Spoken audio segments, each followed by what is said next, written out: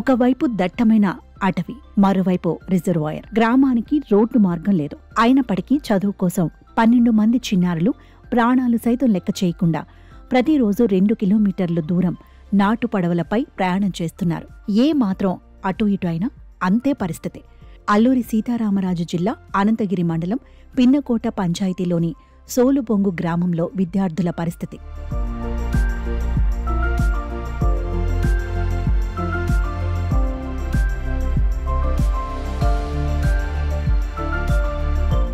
ఈ గ్రామంలో నూకుదొర తెగకు చెందిన 16 గిరిజన కుటుంబాలు జీవనం సాగిస్తున్నారు. చుట్టూ అటవీ, నీరు ఉండటంతో ఏదైనా అవసరాలకు వెళ్లాలంటే రోడ్డు మార్గం లేని దుస్థితి.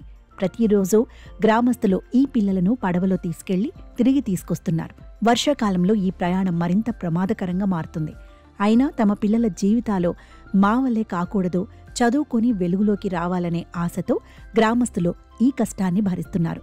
స్కూల్కి వెళ్లాలంటే సోలుబొంగు గ్రామం నుండి 3 కిలోమీటర్ల దూరం నడిచి వీరభద్రపేట గ్రామానికి చేరుకోవాలి. ఆ తర్వాత బల్లిపురం గ్రామం నుండి తామరబ్బ వరకు మొత్తం 6 కిలోమీటర్లు మళ్లీ నడవాల్సి ఉంటుంది. ఇంత దూరం పిల్లలు నడవలేరని గ్రహించిన తల్లిదండ్రులు రాయవాడ రిజర్వాయర్లో నాటు పడవ ప్రయాణం కొనసాగిస్తున్నారు. అల్లూరి సీతారామరాజు జిల్లా.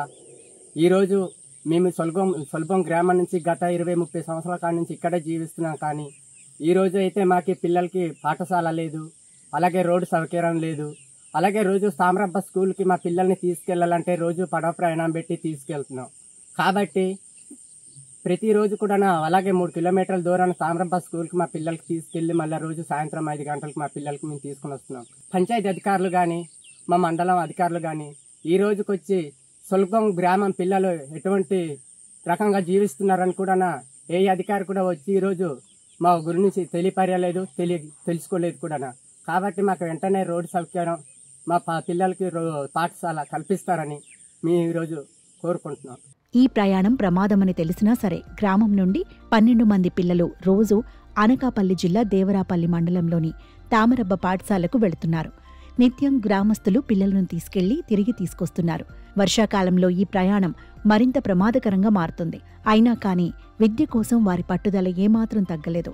తమ పిల్లలు మాలాగా ఇబ్బందులు పడకూడదని, వారి జీవితాల్లో వెలుగు రావాలంటే చదువు తప్పనిసరని గ్రామస్తులు చెబుతున్నారు.